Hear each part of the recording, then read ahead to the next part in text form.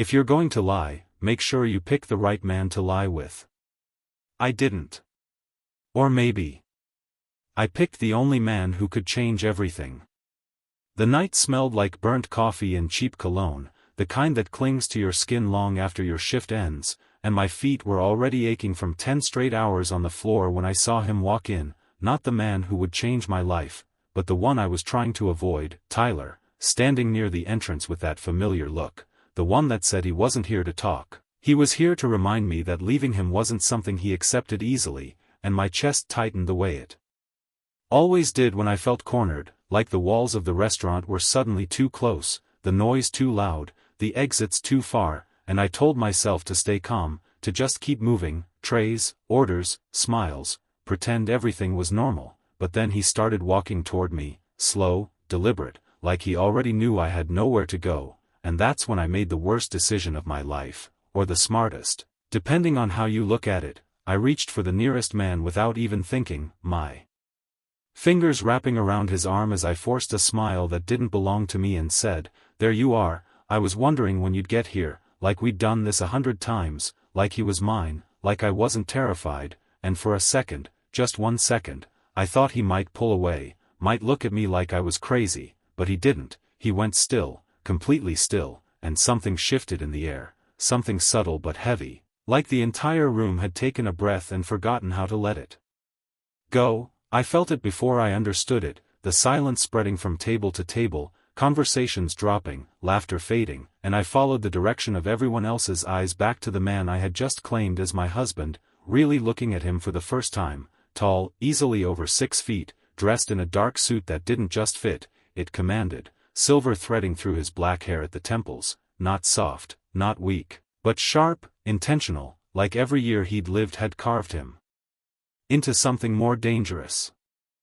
Instead of less, his eyes met mine, steady, unreadable, and I realized I had no idea who I had just touched, no idea what kind of man would stand this calmly in the middle of a room that had suddenly gone quiet for him, not because he demanded attention, but because he didn't need to. "Emily," Tyler's voice cut through the silence, closer now, sharper, and my grip tightened instinctively, a silent plea I hadn't planned. "Please don't let me face this alone," and the stranger, this man I had dragged into my mess, made a choice. I felt it in the way his arm shifted just slightly, not pulling away, but settling, anchoring me, his hand coming to rest lightly at my waist, not possessive, not rushed, just certain, like he belonged there, like I belonged there. And when he finally spoke, his voice was low, controlled, the kind of voice that didn't need to be loud to be heard. "You kept me waiting," he said, as if we were continuing a conversation that had started long before tonight, and I almost forgot to breathe,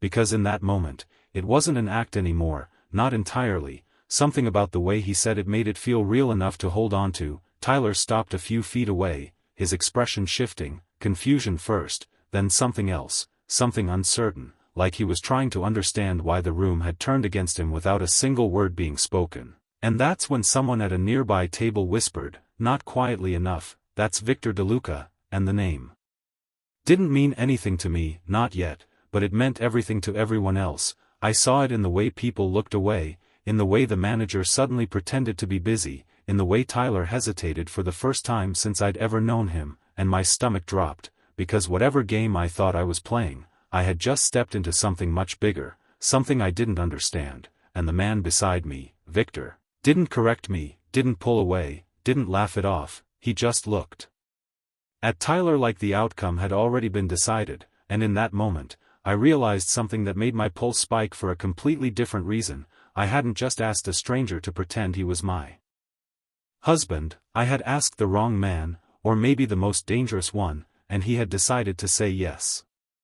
Tyler's confidence cracked first, not loudly, not dramatically, but in the smallest way that mattered, his shoulders tightening, his steps slowing, like his instincts were warning him that something in front of him did not belong to him anymore, and I felt it too, the shift, the invisible line that had just been drawn between who I was 5 minutes ago and who I was now standing beside Victor DeLuca. "Even if I did not understand it yet, who is this?" Tyler asked, trying to keep his voice steady, but there was an edge to it, something uncertain, something that had never been there before, and I opened my mouth, ready to lie again, ready to say anything that would end this moment, but I did not get the chance. Victor spoke first, calm, precise, like every word had already been decided long before this night. Her husband, he said, and the word landed heavier than it should have, not loud, not aggressive, just final, like it did not invite questions, and Tyler laughed, a short, forced sound that did not reach his eyes. Yeah, right, he said, looking at me, not Victor, like I was still the one he could control, like this was still his situation to fix. Emily, what is this?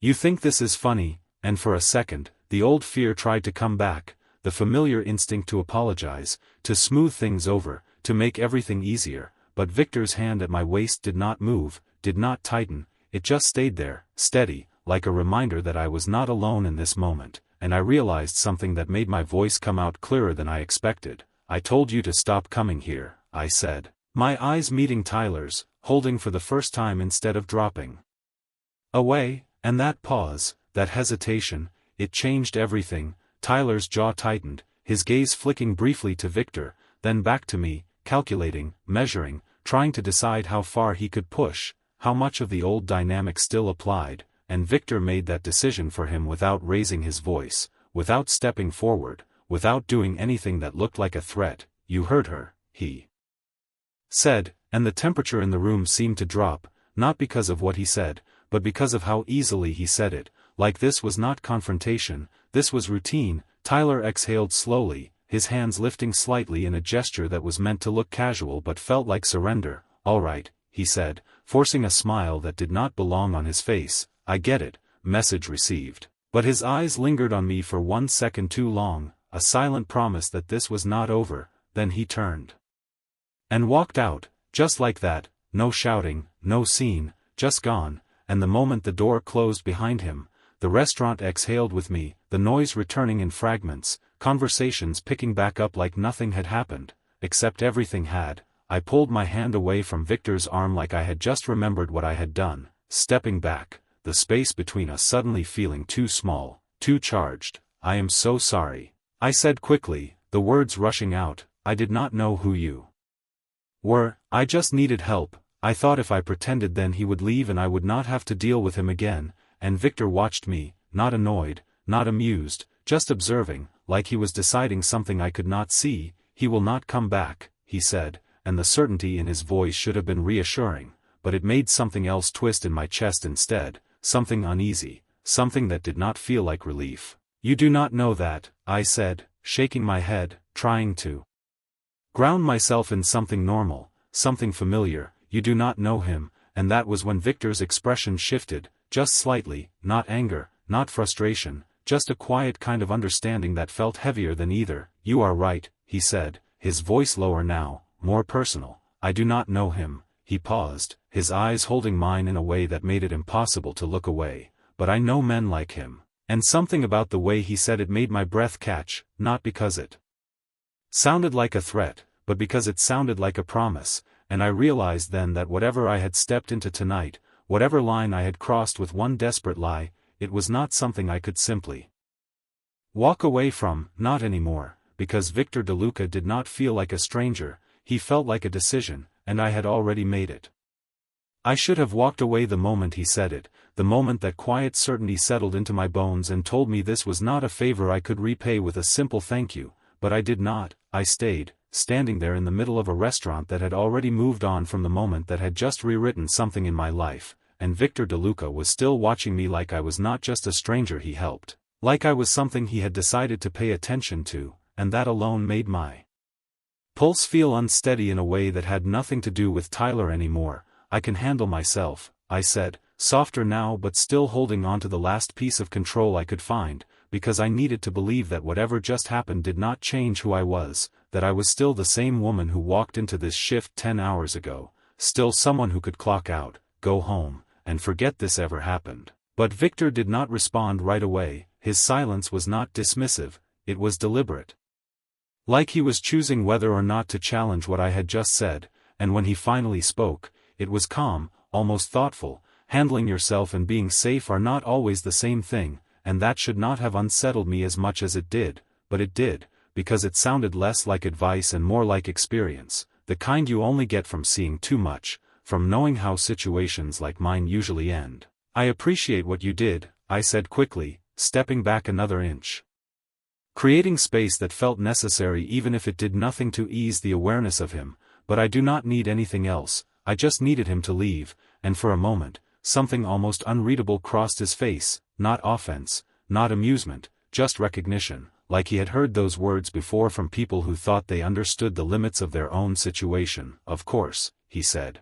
And the simplicity of it caught me off guard, because there was no argument, no pressure, just acceptance, but it did not feel like an ending, it felt like a pause, and that was worse, because pauses mean something is still coming. "You should get back to work," he added, glancing briefly around the room, and I followed his gaze, suddenly aware again of the unfinished tables, the half-cleared plates, the reality of my job pulling me back into something normal, something safe. "Right," I said, almost too quickly, grateful for the excuse to move, to break whatever invisible tension had wrapped itself around this moment. "Thank you, again." I turned before he could respond, because I was not sure I wanted to hear whatever he might say next, and I walked, not ran, but walked with purpose back toward the kitchen, each step grounding me in something familiar, the clatter of dishes, the low hum of voices, the controlled chaos of a Friday night shift, and for a few minutes, I managed to disappear into it.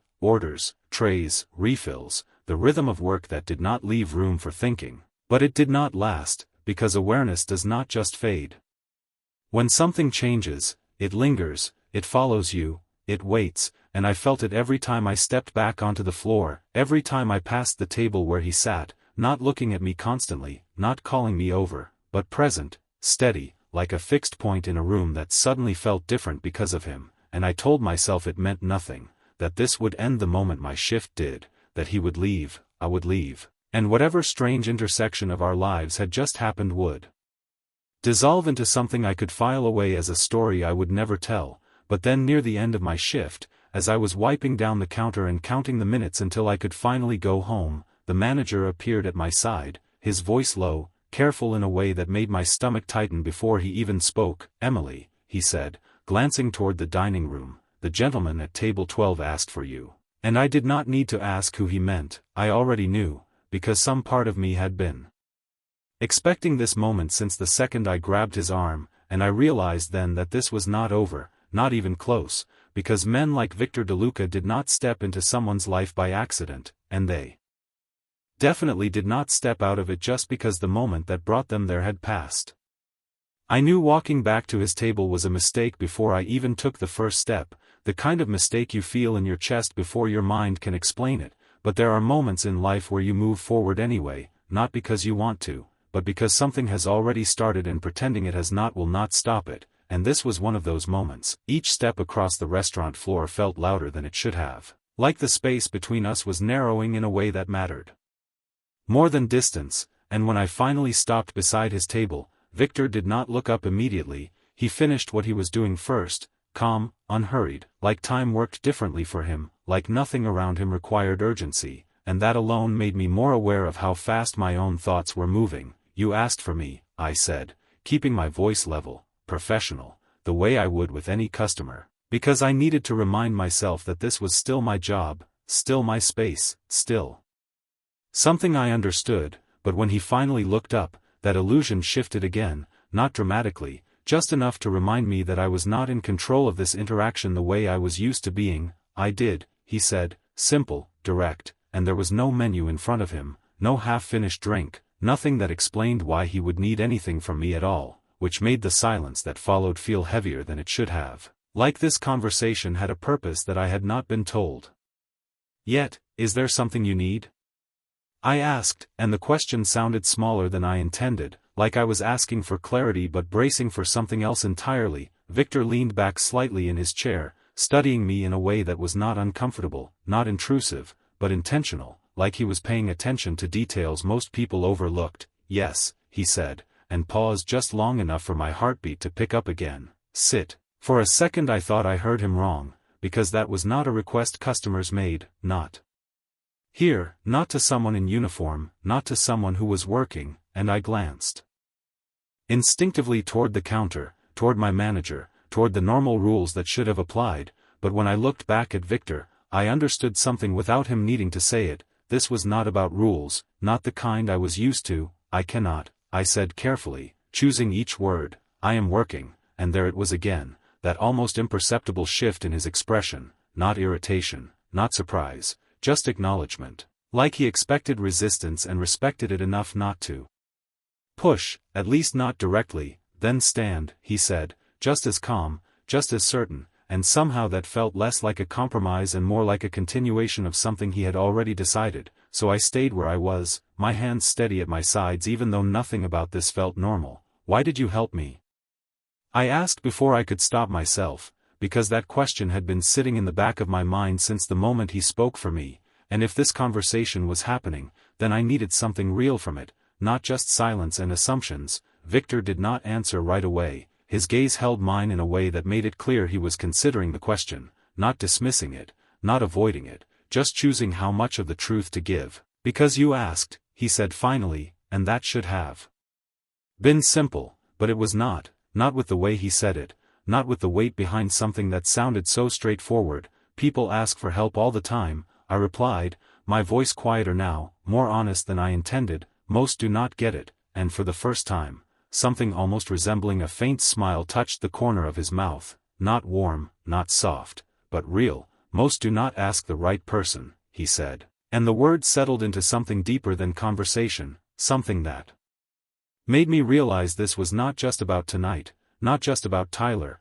not just about a moment that needed solving. It was about choices, about who you reach for when you think you have no options left, and whether you understand what that choice means, and what does that mean for me?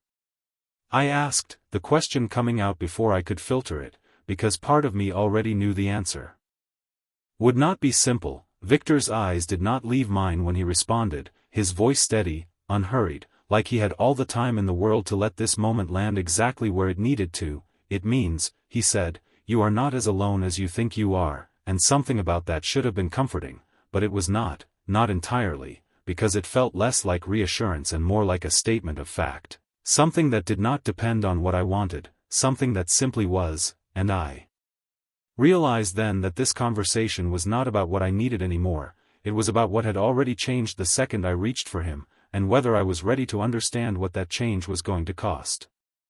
I should have ended the conversation right there, nodded politely, walked away, and let whatever invisible line he had drawn stay on his side of the room, but something in the way he said it lingered, not as a command, not as pressure, but as a quiet certainty that made it harder to pretend this was just another interaction I could forget, and I hated that.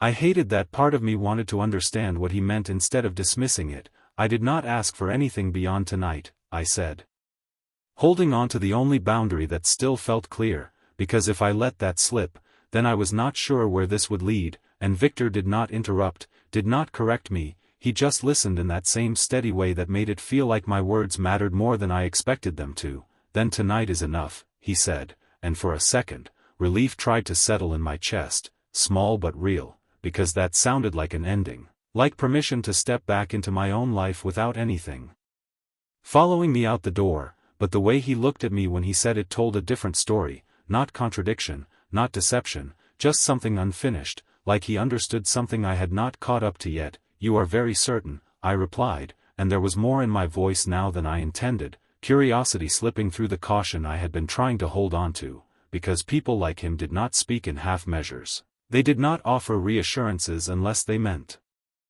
something behind them. Certainty is a habit, he said, almost casually, but there was weight in it, the kind that comes from a life where hesitation costs more than most people can afford, and I realized then that whatever world he came from, it was not one where things were left unresolved, which made the idea of simply walking away feel less realistic than it had a moment ago. Emily. My manager's voice cut in from behind me, tight, controlled, and I turned just enough to see him standing a few feet away, trying to look neutral but failing just slightly, because even he could feel that something about this table was different. We need you in the back, he said, and I nodded quickly, grateful for the interruption, for something that pulled me out of the weight of this conversation and back into something familiar, something I understood. I have to go, I said, and for the first time since I walked up to his table, I felt the urgency to leave before this moment stretched into something I could not control. Victor did not stop me, did not reach out,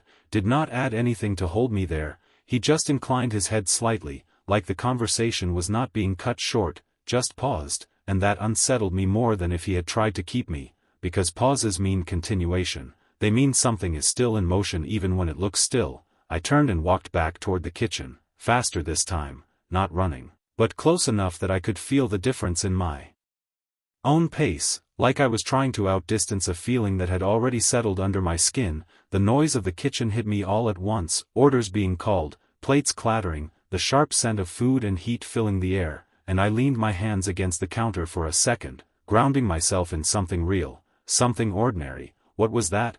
My coworker Jenna asked, her voice low but sharp with curiosity, and I shook my head quickly, not ready to explain something I did not fully understand myself. Nothing, I said, too fast to be convincing, but I did not correct it, because the truth was not something I could easily put into words, not without sounding like I had stepped into something I should not have, and maybe I had. Maybe that was the part one was starting to realize, that this was not just about one moment, one lie, one decision made out of panic. It was about who I had pulled into that moment with me, and what that meant going forward, because men like Victor DeLuca did not exist in fragments, they existed fully, completely, in every room they entered, in every decision they made, and I had just made myself part of one of those decisions without understanding the cost. Emily, my manager said again, softer this time, pulling me back to the present. He already paid, and I frowned slightly, turning toward him. What?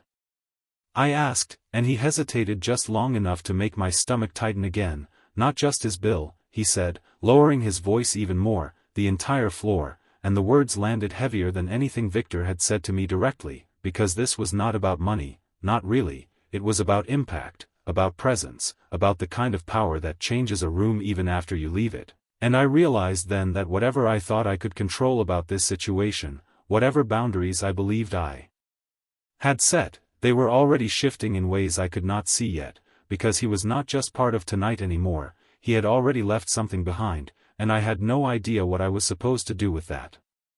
I should have felt relieved when I finally stepped outside, when the cool night air replaced the heat of the kitchen and the noise of the restaurant faded behind me, but instead it felt like I had carried something out with me, something invisible but heavy, like the night was no longer just a night, it was a continuation of something I had not agreed to understand yet. My shift had ended 15 minutes ago. My apron folded into my bag, my feet aching in that familiar way that usually meant the day was done, but nothing about this felt finished. I pulled my jacket tighter around me, glancing down the street out of habit, checking for Tyler without admitting that was what I was doing, and he was not there. No car, no figure leaning against a pole, no shadow waiting for me to notice, just the quiet hum of the city settling into late hours, and that should have been enough, that should have been the end of it, but Victor's voice echoed in my mind, steady, certain, he will not come back, and I did not know why that unsettled me more than if Tyler had been standing right there, because it meant something had changed without me seeing it happen,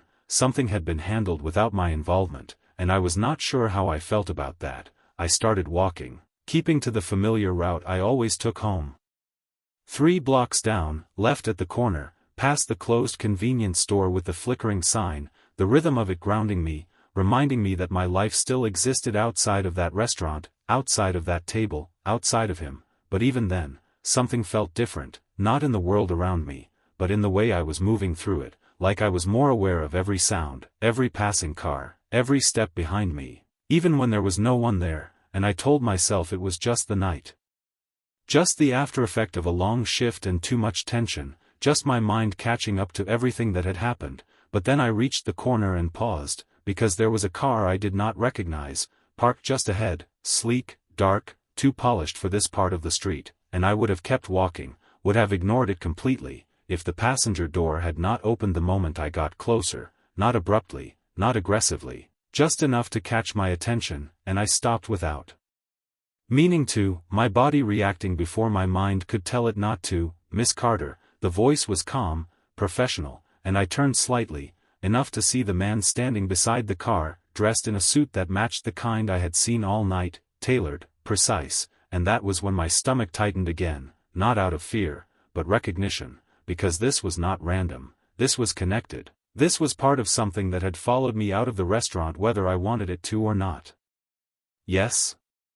I said, my voice steady even though my thoughts were not, and the man inclined his head slightly, respectful but distant, like this was routine for him, like I was expected even if I had not been told I would be. Mr. DeLuca asked that we make sure you got home safely, he said, and for a second, I just stared at him, because that was not what I expected, not a confrontation, not a demand, just, this, a continuation of what Victor had said without ever explaining it. I can get home on my own, I replied, the words automatic, because independence was the only thing I could still hold on to in this situation, the only thing that felt like mine, and the man did not argue, did not insist, he simply nodded once, like my response had already been considered before I gave it. Of course, he said, stepping back slightly, the car door still open but no longer offered, just there, an option, not a command, and that made it more complicated, because it was not pressure, it was choice, and choices come with responsibility, with consequences, with questions about what accepting them means. I looked at the car, then back at the man, then down the street that led to my apartment, and I realized something that made my chest tighten in a completely different way. This was not about whether I could walk home alone, this was about whether I was willing to accept that someone like Victor DeLuca had stepped into my life and decided, without asking, that my safety was now something he would be involved in, and I did not know if saying no would actually change that, or if it would just mean I was pretending I still had control over something that had already shifted beyond me, and for the first time since this night started, I understood that the real question was not what he wanted, it was whether I was ready to admit that I had already become part of it.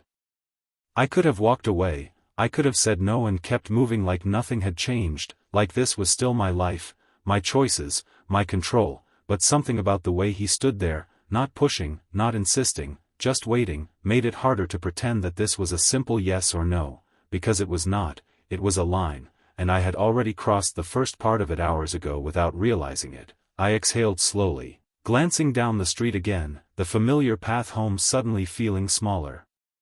Less certain, like it belonged to a version of me that had not reached for Victor DeLuca in a moment of panic. Just tonight, I said finally, the words more for myself than for him, because I needed to believe this could still be contained, still limited, still something I could define, and the man nodded once, as if that had always been the answer, as if this had never been about convincing me. Just about waiting for me to catch up to a decision that had already been set in motion. I stepped into the car, the door closing with a soft, controlled sound that felt too final for something that was supposed to be temporary, and as the car pulled away from the curb, I realized how quiet it was inside, insulated from the city, from the noise, from everything I was used to, like stepping into a different world without physically leaving the same streets. I kept my hands folded in my lap, my posture straight, my attention forward. Anything to avoid acknowledging how unfamiliar this felt, how deliberate everything around me was. The route was not mine,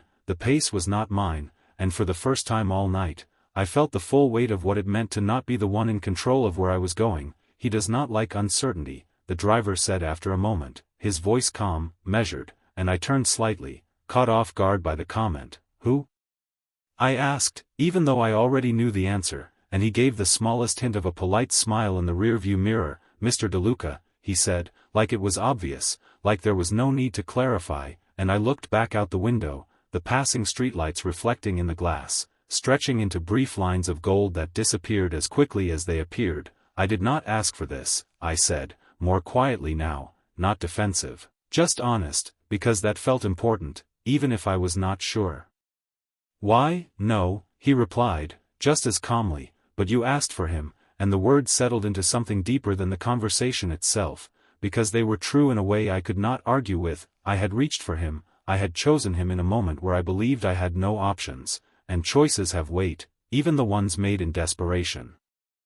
Especially those. The car slowed as we turned onto my street, the familiar buildings coming into view, and my chest tightened again, not from fear this time, but from realization, because this was not just about getting home. It was about what came after, about what it meant that someone like Victor now knew where I lived, knew who I was beyond a name spoken in a crowded room, and I felt that awareness settle in, not heavy, not threatening, just present, constant, like something that would not simply fade when the night ended. The car came to a smooth stop in front of my building, and for a moment, neither of us moved, the engine still running, the silence stretching just enough to make me aware of everything I was thinking but not saying. "Thank you," I said finally, opening the door before I could reconsider, stepping out into the cool air that suddenly felt sharper than before, more real, more grounding. And the man inclined his head once more. "Good night, Miss Carter," he said.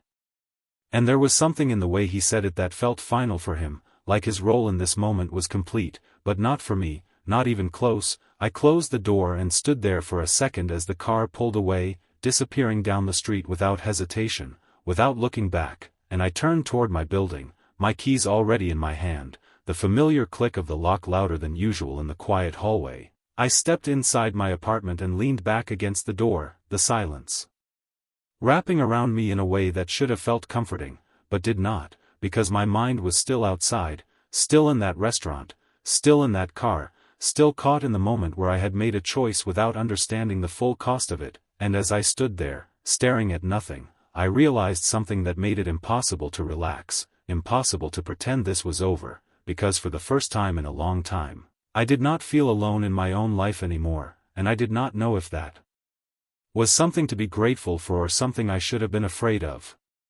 I did not sleep that night, not really. I lay in bed staring at the ceiling, watching the faint glow of streetlights shift across the walls as time moved forward without asking me to keep up, and every time I closed my eyes, I saw the same moments replaying in fragments, my hand grabbing his arm, the silence that followed, the way his voice carried certainty like it was something he wore instead of something he chose, and I kept asking myself the same question over and over again: what exactly did I step into? Because it did not feel like a simple encounter anymore, it felt like the beginning of something I had not agreed to understand, and that thought stayed with me long after the sky began to lighten, long after the city outside my window started to wake up, long after I finally gave up on sleep and forced myself out of bed. The morning routine felt slower than usual, heavier, like each movement required more thought than it should have. I poured coffee, burned the first cup without realizing it, made another one, stood there holding it without drinking, my mind still somewhere between last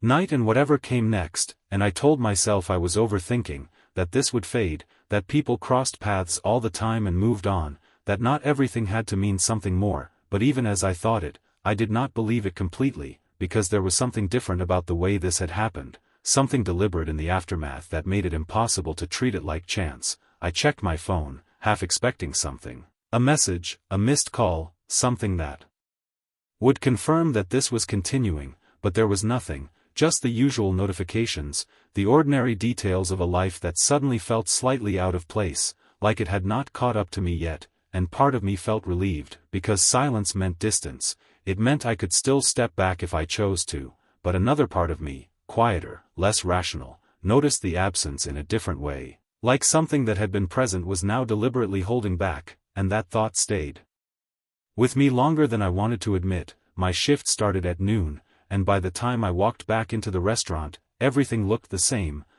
tables, the same lighting, the same low hum of conversation building as customers began to fill the space. But I was not the same person who had walked in yesterday, not entirely, because awareness changes things, even when nothing else does. "You look like you did not sleep," Jenna said as soon as she saw me, handing me a stack of menus with a knowing look that made me want to deflect. "I am fine," I replied, too quickly, and she raised an eyebrow but did not push, which I appreciated more than I said, because explaining any part of last night would make it more real, and I was not sure I was ready for that yet. I moved through the beginning of my shift on autopilot, taking orders, delivering drinks, letting the rhythm of work carry me the way it always did, and for a while, it worked. The familiarity grounded me, reminded me that my life still had structure, still had rules I understood. But then around 2 in the afternoon, the door opened, and I felt it before I saw him, that same subtle shift in the air,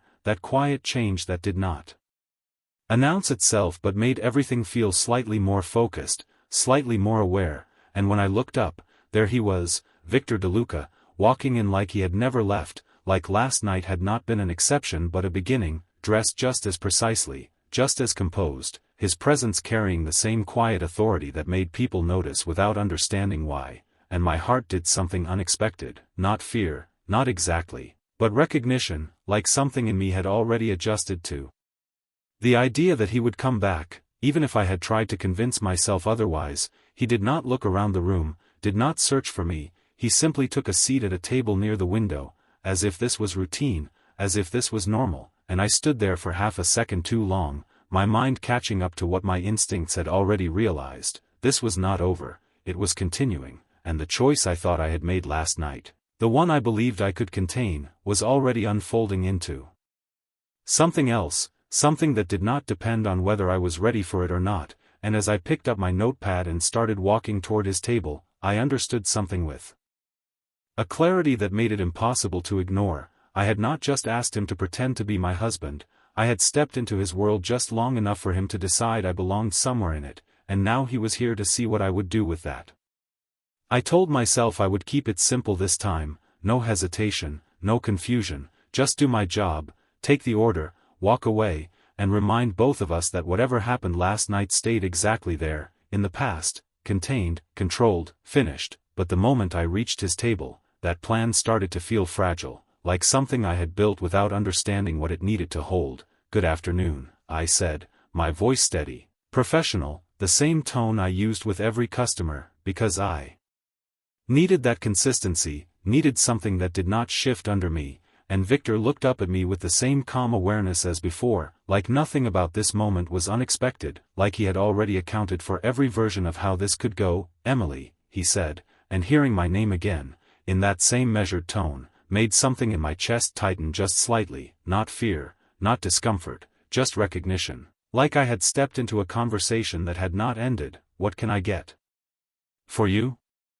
I asked, pen ready, eyes focused just enough to avoid holding his gaze longer than necessary, because eye contact with him felt different, heavier, like it carried more meaning than it should in a simple interaction. "Coffee," he said, and there was something almost intentional about how ordinary the request was, like he was choosing simplicity on purpose. "Black," he added, and I nodded, writing it down even though I did not need to, just to give my hands something to do, something to ground me. "I will be right back," I said, turning before anything else could be added, because I could feel it again, that subtle pull, that awareness that conversations with him did not stay simple for long, and I needed a moment, just a few seconds to reset, to remind myself where I stood. The coffee machine hissed as it filled the cup, the familiar sound cutting through the noise in my head, and I focused on it, on the process, on the routine, because routine meant control. It meant I could still define the space I was in, but even then,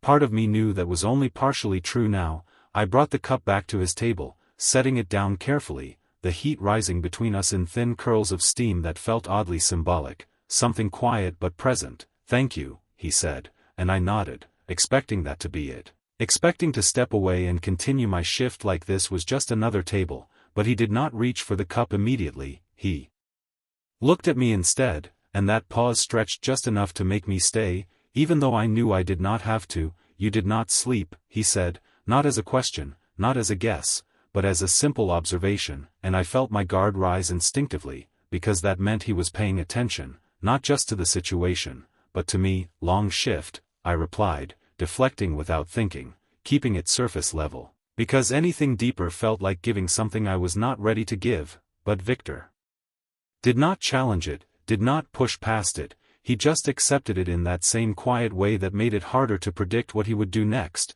"You are careful," he said, and the words caught me off guard, because they were not about last night, not directly.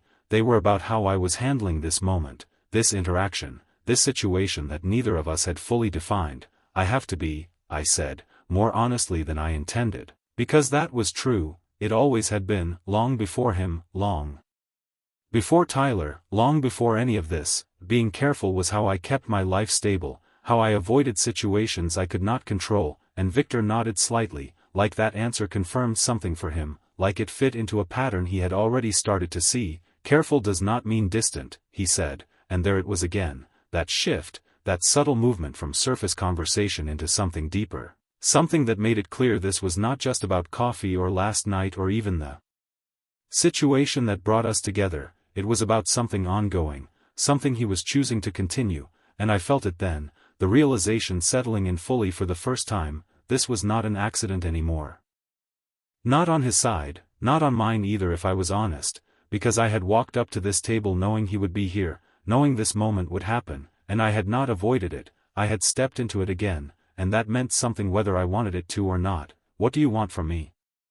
I asked, the question coming out quieter than I expected, not defensive, not confrontational, just real, because if this was continuing, then I needed to understand it, needed to know where I stood. Victor's gaze held mine steadily, no hesitation, no confusion, just that same calm certainty that had been there from the beginning. Nothing you are not willing to give, he said, and the answer should have felt reassuring. It should have made this easier, but it did not, because willingness is complicated, it changes, it evolves, it depends on what you understand and what you have yet to see, and as I stood there, looking at him, I realized something that made everything else fade for just a second. This was not about what he wanted from me, it was about what I was willing to discover about myself by staying, because walking away was still an option, it always would be, but staying, even for one more conversation, meant accepting that whatever this was, it was no longer something I could pretend was out of my control, and for the first time, I was not entirely sure which choice felt more dangerous.